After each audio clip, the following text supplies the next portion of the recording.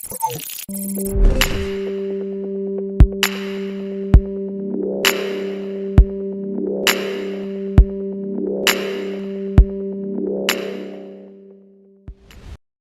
nosotros nos gusta empezar con qué es el Data Science, con esta frase que veis en pantalla, que dice que el dato te hablará si tú estás dispuesto a escucharlo. Efectivamente, si no tienes la capacidad, las herramientas y el conocimiento necesario para escuchar al dato, pues este no será capaz de hablarte, ¿no? Y de contarte algo que pueda ser relevante para tu negocio, que al final es lo que estamos buscando. O sea, a mí no me interesa tener una gran cantidad de datos si no me va a dar algún tipo de información que yo pueda utilizar para mejorar mi negocio y mejorar mi empresa. Y bien, ¿qué es el Data Science? Bueno, como su nombre indica, es la ciencia que estudia los datos. En pantalla podemos ver una definición más académica y si os fijáis, pues bueno, pues tiene una parte de estadísticas, análisis de datos, aprendizaje automático, técnicas, teorías, matemáticas, información informática, es decir, o sea, son como muchas cosas a la vez, ¿no? Podemos pensar bueno, o sea, que no nos queda muy claro qué es el Data Science. Por eso, a lo largo del vídeo, iremos viendo algunas de las subdisciplinas y procesos más importantes. Podríamos resumir la cadena de un proyecto basado en Data Science de la siguiente manera que veis en pantalla. En primer lugar, tenemos lo que es la recogida de datos. Yo creo que no hace falta hablaros de Big Data, ¿no? Creo que ya hemos oído hablar mucho de todo esto, ¿no? Tenemos muchos datos, están almacenados, los tenemos bien guardados. Esto es lo que se conoce como Big Data, es decir, sería pues ese telescopio a través del cual pues vemos constelaciones con miles de estrellas, ¿no? Por ejemplo. Entonces, tras esto lo que ha surgido es el data mining, que es el proceso de identificación de toda la información que es relevante y es extraída de esas grandes cantidades de datos. Es decir, ya pasamos de telescopio a un microscopio donde comenzamos a observar algunos grupos de estrellas. Es decir, ya vamos a ver un poquito más en detalle esos datos. A partir de que, ahora, contestarme a través del chat, ¿a partir de qué tamaño pensáis que es Big Data? Decir, ¿qué se os ocurre? ¿A partir de qué tamaño puede ser Big Data? Yo no veo el chat, así que Fran, Javi, si me podéis decir si contestan. 1 giga, dicen. 2 teras, 1 tera. 1 giga, 2 teras, 3 teras. Poquito más, ¿no? Vale, pues a partir de 1 terabyte se diría que estamos hablando de Big Data. Y bueno, para lo que no lo sepan, ¿qué es 1 terabyte? Pues 1 terabyte Bien, es Félix. un 1 seguido de 12 ceros, que son bytes. Que sigue sin quedarme claro de cuánta información estamos hablando. Bueno, pues serían 238 capítulos de Friends, ¿vale? Eso sería lo que se podría almacenar en 1 terabyte, por ejemplo. A partir de ahí, pues ya estaríamos hablando de Big Data. El siguiente paso que tendríamos en un proyecto de Data Science, ¿vale? Después de haber recopilado toda esta información, es el tratamiento y el preprocesado de esos datos. Esta fase lo que hace es, implica la transformación de datos brutos en un formato ya más comprensible. Esto se tiene que hacer porque la mayoría de las veces y de todos esos datos que tenemos, pues son incompletos o son inconsistentes. Y entonces la probabilidad de que contengan errores es muy elevada. Por ejemplo, nos podemos encontrar con fuentes de datos, o sea, imaginaros, tengo mi tabla de Excel con mi columna de ingresos y de repente me encuentro un menos 100. Pues evidentemente ingresos y menos 100 no tiene mucho sentido. Vamos, yo veo que tengo menos 100 de ingresos y me da un infarto. Luego, por ejemplo, también tenemos combinaciones de datos imposibles. O sea, es decir, si yo he recopilado datos, ¿no? De una encuesta, pues, ¿qué eres? ¿Sexo masculino o femenino? Soy masculino. Y luego la siguiente pregunta es, ¿embarazada sí o no? Si es masculino y embarazada sí, pues evidentemente ahí tampoco, ¿no? O sea, sería bastante imposible. Bueno, aquí podemos ver algunas técnicas que se suelen utilizar para lo que es todo este preprocesado y ya digo, pues limpiar ese -100 o eliminar esa parte de, oye, si eres masculino, pues entonces no puedes estar embarazada. Entonces, bueno, pues tenemos algunas como es normalización, cuantificación, balanceo de clases, etcétera. Dentro de un proyecto de Data Science, esta es otra pregunta para vosotros, ¿cuánto tiempo pensáis que se le dedica a esta parte de estar preprocesando toda esta información y estar limpiando y todo eso? ¿Qué pensáis? Hay quórum 80%. 80. 80. O más. Pues, bueno, entre 50 y 60% del total. De hecho, es una fase bastante crítica porque esto lo que hace es condicionar el resto del proceso, ¿no? O sea, realmente lo que sucede es que puede causar la diferencia entre el éxito y el fracaso. Es decir, al final, si tenemos malos datos, tenemos malos resultados y, por tanto, tomamos malas decisiones, que al final es para lo que estamos utilizando todas estas técnicas, ¿no? Yo quiero mis datos, sostengo mis datos y necesito saber qué puedo hacer con ellos. Lo siguiente que tenemos, la siguiente fase es el entrenamiento o testing, ¿no? O sea, o lo que es lo mismo, aplicar inteligencia artificial, que a veces se aplica o a veces, ¿qué es lo que vamos a hacer nosotros? Simplemente lo que queremos es visualizar la información e interpretarla, sin llegar a estar entrenando un algoritmo ni nada. La inteligencia artificial está teniendo y va a tener infinidad de aplicaciones en prácticamente todos los sectores que conocemos hasta ahora. Aquí tenemos un ejemplo, ¿no? Estos días, pues seguro que hemos oído hablar de infinidad de noticias, ¿no? De soluciones al virus y hay muchas de ellas que implican la palabra de Machine Learning y de Deep Learning. Aquí tenemos un software que está desarrollando Alibaba Cloud que está basado en algoritmos de aprendizaje profundo, es decir, en Deep Learning. Esto es lo que nos está intentando hacer es, lo que intentan es como predecir e intentar acertar el diagnóstico de una neumonía por coronavirus frente a una neumonía común o otras afecciones pulmonares. Y de hecho está teniendo este algoritmo una precisión del 96% de aciertos, con lo cual está bastante bien. No vamos a entrar mucho en detalle en lo que es Machine Learning y Deep Learning porque estaríamos bastante tiempo, pero bueno, para que os quede un poquito más claro, aquí tenemos otro ejemplo que seguro que os habrá saltado miles de veces cuando estáis navegando, ¿no? Que te preguntan, venga, antes de continuar, dime si eres un robot o no. Selecciona las imágenes de coches o de farolas o de personas o de tal, ¿no? Algo que esté relacionado como con la carretera y todo eso. Pues respondiendo a este tipo de preguntas, lo que estamos haciendo es ayudar a Google a entrenar su coche autónomo, porque estamos de alguna manera etiquetando y categorizando imágenes que luego ellos utilizan para entrenar esos algoritmos de inteligencia artificial y de esta manera, ¿no? El coche autónomo pues puede decir, ok, esta imagen se parece a esta que estoy viendo y es un coche, pues entonces tengo que tener prudencia o tengo que bajar la velocidad, etcétera. Y otro ejemplo que a mí siempre me gusta contar, ¿no? Porque o sea, de todo esto pues surgen infinidad de modelos de negocio.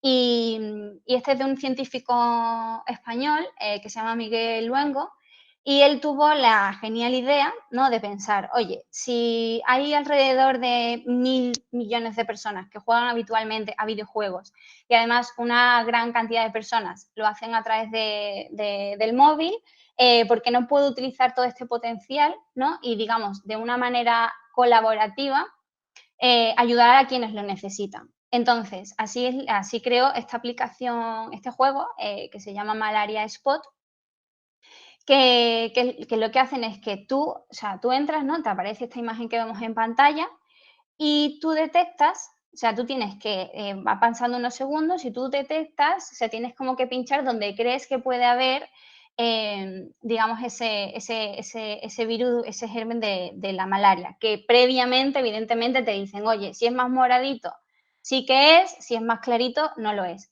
Y entonces, de esta manera, igualmente, como pasaba con el coche autónomo, pues estamos etiquetando y, digamos, categorizando de alguna manera estas imágenes que son muestras de sangre reales, de hecho, ¿vale? Para ayudarles a todos estos médicos y científicos que están, por ejemplo, en países donde la malaria es bastante común, pues ayudándoles a identificar la enfermedad en las personas.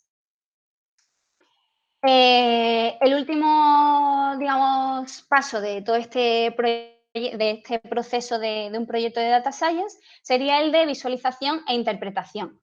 Bueno, nos habrá llegado también durante este tiempo miles de millones de memes, ¿no? ¿Y qué es lo que ocurre con esto? Que enseguida con una imagen, digamos, sabemos lo que nos quiere decir una persona.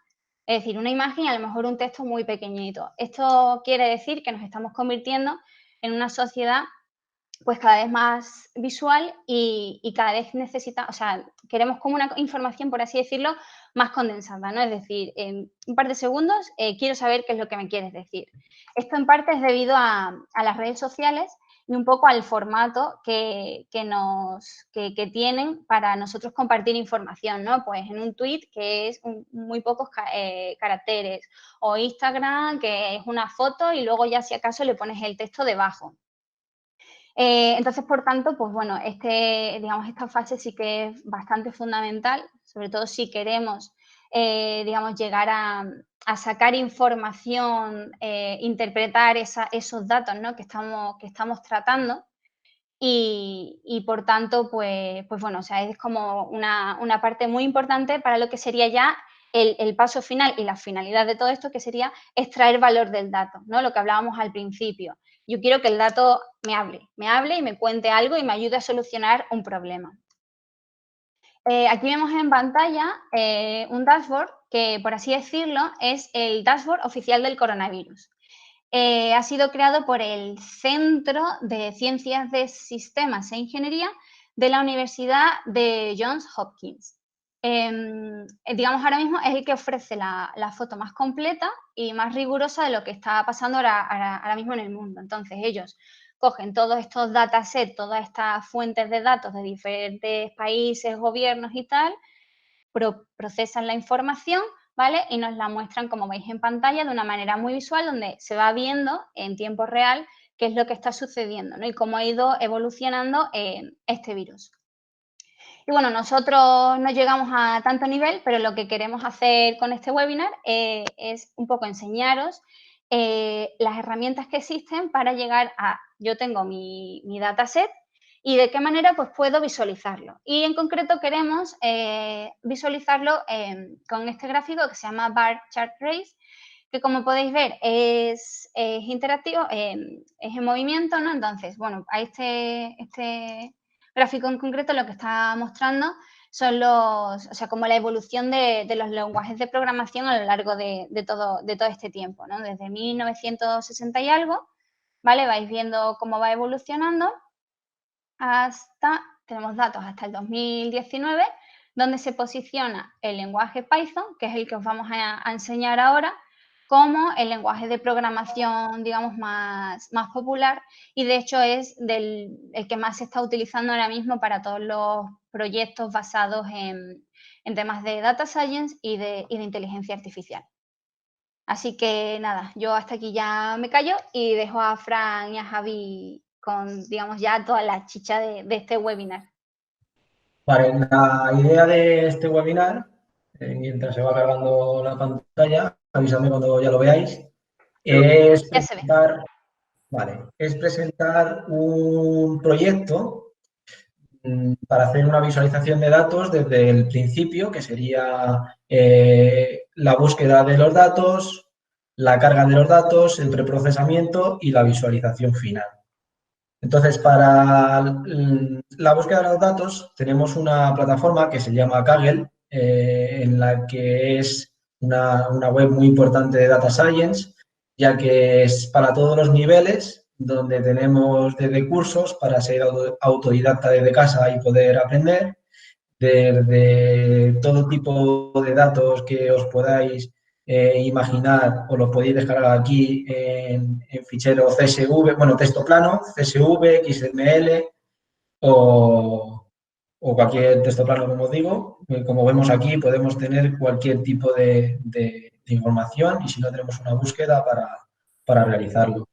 Tenemos competiciones también que suele participar Google, en las que suelen ganar bastante, suele participar Facebook y gente anónima bueno, que lo que le gusta es trastear con datos y se divierte con ello. También tenemos Notebooks, que es el fichero que vamos a utilizar y que vamos a explicar un poco más adelante. Entonces, os voy a mostrar, este es el dataset que vamos a utilizar, que es el del coronavirus, con todos los infectados. Como ha dicho Mila antes, el dashboard va a ser la universidad que ha hecho ese dashboard, que es Johns Hopkins. Este dataset está sacado de todos esos datos. Están sacados de la Organización Mundial de la Salud, así que bueno, que son bastante correctos. La usabilidad también es importante darse cuenta, ya que estos datos están tratados y están bastante limpios. Y bueno, nos lo vamos a descargar, en el que bajamos aquí. Aquí tenemos todos los ficheritos que tenemos. Este es el dato en bruto, donde aparecen todo lo que necesitamos. Nos lo descargamos y vamos a ir a la carpeta donde tenemos seleccionada para las descargas. Lo vamos a descomprimir. ¿Vale? Para ver un ejemplo de cómo se ven estos datos, CSV es un texto plano, como vemos. Tenemos aquí la cabecera con todos los campos que tenemos. Ahora vamos a ver cuáles son los campos que nosotros vamos a necesitar. Y bueno, como vemos es pues eso, un texto plano.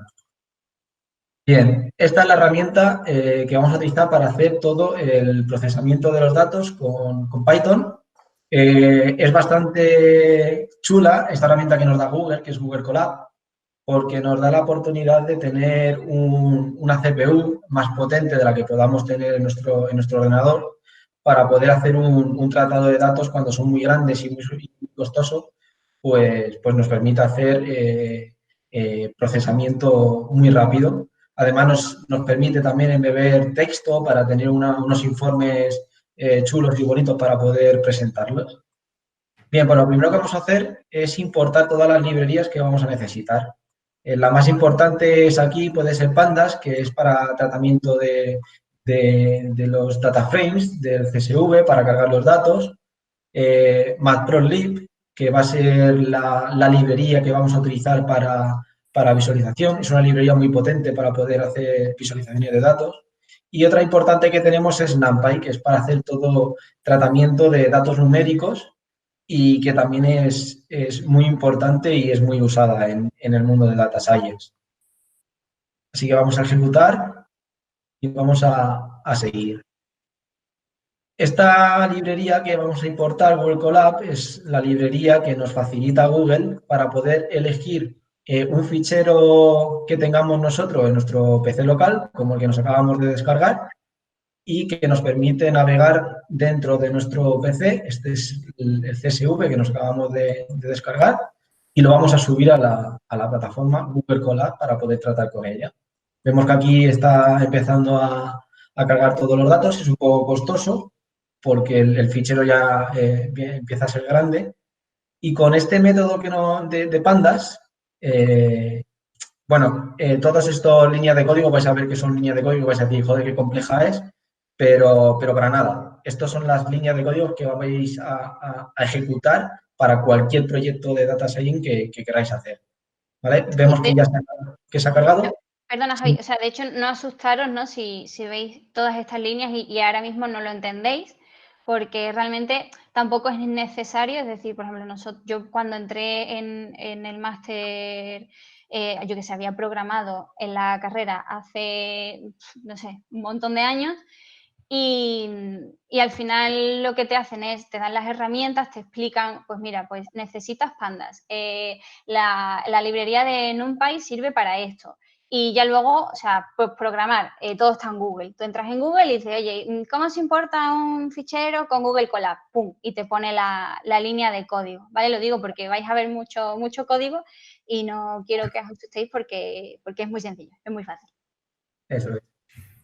Vale, pues como decía, este método RedCSV es un método propio de la librería Pandas que lo que hace es leer los ficheros CSV.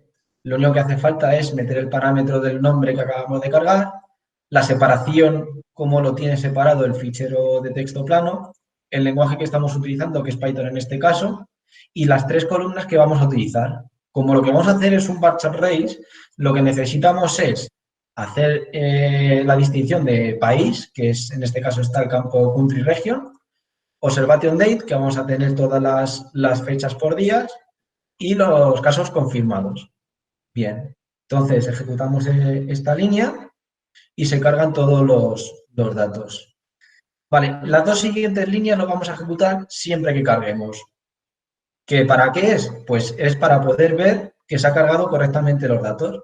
Vemos que aquí los primeros datos en China, vemos que el primer caso en este dataset que viene es del 22 de enero y este campo de aquí es el campo índice, que comienza en 0, como en todos los lenguajes de programación, y es autonumérico. Entonces, la siguiente línea de código es muy interesante de analizar, en la que vamos a ver datos muy curiosos. El primero es que tenemos 19.928 entradas, ¿vale? Que va de la 0 a la 19.927. Y hemos cargado 3 campos, que son el observation date, el country region y los confirmados. Luego, el campo de type. El campo de type es el tipo de campo que tiene estos casos. Por ejemplo, los confirmados tenemos que es float, country region es object y observation date también es object. ¿Qué campo es object? Object es un campo genérico que le pone la librería Pandas. Lo podemos traducir como si fuese una cadena de texto. Para este caso nuestro, que lo que queremos hacer es hacer una progresión de los días con los casos confirmados por país, pues este valor lo vamos a tener que cambiar en el preprocesamiento que vamos a realizar. Porque para nosotros lo que vamos a necesitar es que este campo no sea object y sea tipo fecha, para poder tratarlo como si fuese una fecha normal. Lo vamos a ver más adelante. Sí, de hecho, con esta línea de código no haría falta abrir el Excel, sino que ya directamente te está dando la información de qué es lo que tiene, cómo se llaman las columnas y todo. O sea, tú no tendrías que abrir el archivo para nada. Eso es. Sí, precisamente antes, cuando estábamos en Kaggle, se veía la usabilidad del 9,7 sobre 10. Eso quiere decir que es un dataset muy usable. Y aquí podemos verlo en el resultado de info, que no tenemos nulos, no tenemos, o sea, lo tenemos todo bastante bien cuadradito para empezar a trabajar. Eso es.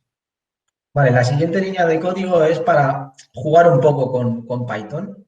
Vamos a utilizar la variable que acabamos de crear, df, y vamos a crear un filtro. El filtro en Python se crea de esta manera. Cogemos la variable df, el valor del campo country region y filtramos por España. Y lo ordenamos por la fecha. Si ejecutamos esto, vamos a mostrar las 20 primeras líneas. Vemos que el primer contagiado en España fue el 1 de febrero, ¿vale? Y el día 2 de España hubo otro contagiado y el día 3 otro contagiado. Bien, pues como lo que nosotros queremos ver es la agrupación de todos los contagiados que hubo en cada país, lo que vamos a hacer es una agrupación. ¿Con qué? Con el método GroupBy también de la librería Pandas. ¿Esto qué va a suceder? Vale, vamos a agrupar por país y región y el campo observation date. Y sumamos todos los confirmados. Esto lo que vamos a hacer es, se va a reducir el dataset. Como se va a reducir, este campo del índice que se ha creado al principio va a haber saltos. Para ello lo que vamos a hacer es un reset index, que lo que hace es volver a resetear el índice volver a comenzar en 0 y autoincrementarse numéricamente. Y para tenerlo todo ordenado, ordenamos por el campo Observation Date y en modo ascendente. Así que ejecutamos la línea, vemos las 10 primeras líneas y bueno, vemos los saltos que hay y los confirmamos aquí. Hemos visto que se han incrementado. Sí, básicamente lo que hemos pasado de tener era los nuevos casos en cada fecha para cada país a tener el acumulado de casos en un día concreto en un país. De este modo nos van a servir los datos para representarlos como queremos. Eso es. Ejecutamos de nuevo el campo info y esto va a ser muy interesante. Aquí tenemos que hay ahora 10.914 entradas.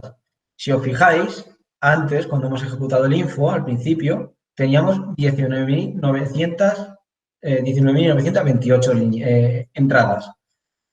Esto, por eso os he explicado antes que lo que hemos hecho ha sido un reset del index, porque lo que hemos hecho ha sido reducir el dataset. De acuerdo, pues vamos a ir con el siguiente campo, que lo que vamos a hacer es, lo que hemos dicho antes, cambiar este campo object, que es una cadena de texto, y convertirlo en fecha. En Python se utiliza este método de pandas, que es toDateTime. Entonces, cogemos, ¿qué campo queremos cambiar la fecha? Observation Date. Vale, pues entonces lo ejecutamos. Ejecutamos la siguiente línea de código, vamos a sacar las 10 primeras filas y vemos que hay una modificación. El formato que tenía antes el campo Observation Date, cuando era un object, es este, que es la forma americana, y ahora vemos que Panda nos lo ha pintado de diferente manera. Así que, bueno, vamos a ordenarlo y vamos a hacer otra vez el info, a ver si es verdad que se ha modificado. Efectivamente, vemos que el campo Observation Date tiene el campo de tipo DateTime. Así que, bueno, el preprocesamiento lo hemos finalizado y voy a dar paso a Fran para que nos explique la visualización. Gracias, Javi. Me has dejado los datos perfectos para entrar a matar. Así que vamos a ver. Como hemos dicho al principio, nuestro objetivo era representar un bar chart race. Si habéis visto, pues en el vídeo que ha puesto Mila, teníamos un gráfico de barra en horizontal, en el que teníamos el lenguaje de programación en el eje Y y la popularidad en el eje X. Entonces nosotros vamos a hacer la primera representación para ver que el gráfico de barras que nosotros hemos elegido pues se asemeja a eso. Entonces lo que vamos a hacer va a ser elegir el trozo de tiempo correspondiente al primer día de observación, que es el 22 de enero de 2020 en este dataset, y posteriormente pues vamos a pintar un gráfico con los datos correspondientes a esa fecha. Si os fijáis, pues aquí tenemos el gráfico resultante con los 8 primeros países que tienen datos en esa fecha. No hemos modificado mucho el formato, pero bueno, a grandes rasgos el gráfico nos sirve para representar lo que queremos. Como hemos mencionado, tenemos un bar chart race que está compuesto de multitud de gráficos apilados uno tras otro. Los gráficos son los serán correspondientes a los datos de cada día. Entonces, lo que tenemos que pasarle nosotros a la clase de Python que vamos a utilizar para representar la animación es las fechas que queremos animar y en nuestro caso, además, pues vamos a crear un diccionario de país color para que siempre que nosotros llamemos a la función que va a pintar el gráfico, los colores que utilice para cada país sean los mismos. Si lo vamos a hacer aleatorio, pero solo lo vamos a hacer aleatorio la primera vez. Bien, como decía, el componente de Python que vamos a utilizar para este matplotlib que vamos a utilizar para animar el gráfico se llama animation y precisa de una función que dibuje cada fotograma. Entonces, esta función tenemos que ponerle todo lo que haga falta para pintar ese fotograma, ese gráfico correspondiente a una fecha concreta. Toma como parámetro la fecha y dentro hacemos una serie de cosas. Lo primero, lo estamos grabando lo estamos copiando a un data frame local para utilizarlo en local. Posteriormente limpiamos el área del gráfico para quitarlo el gráfico que había anteriormente. Y ahora lo que hacemos con estas líneas del max limit, etcétera, es establecer los límites del gráfico. Con estas cuantas líneas lo que le voy a decir es que si mi número de casos confirmados es menor que 30.000, el tamaño de mi gráfico va a ser 30.000 y si es mayor va a ser el número máximo de confirmados. De esta forma vamos a tener una evolución hasta cierto punto de los casos confirmados y cuando ya lleguen al máximo, pues veremos que el país que más casos confirmados tiene será el primero y ocupará todo el área del gráfico. Lo siguiente que hacemos es pintar el gráfico con los colores correspondientes a cada país, tan simple como esta línea. Y lo siguiente, en este bucle, lo que vamos a hacer va a ser crear una etiqueta con el número de confirmados a la derecha de cada barra. Con una particularidad, que si no nos cabe a la derecha de la barra, lo vamos a poner dentro de la barra. Esto es, pues como hemos establecido antes el máximo límite del gráfico, pues cuando lleguemos al tope, esa etiqueta la vamos a meter dentro. Un truquillo ahí, pues por mera visualización. Por último, vamos a pintar la fecha a la que corresponde ese fotograma, pues porque está bien que dentro de la animación tengamos el día concreto al que nos estamos refiriendo. Para ver que lo hemos hecho medianamente bien, pues vamos a pintar un gráfico llamando a la función para un día concreto, para el 1 de marzo. Aquí vemos que se cumple exactamente lo que queríamos. Tenemos cada país representado de un color. El primer país que en ese momento era China, bueno, en este caso la China continental, porque este data frame tiene datos para China agregados por provincias. Entonces vemos que ahí efectivamente pasa del 30.000, con lo cual el límite es el máximo, los 79.826 que podéis ver, y la etiqueta del máximo me la está metiendo dentro de la barra.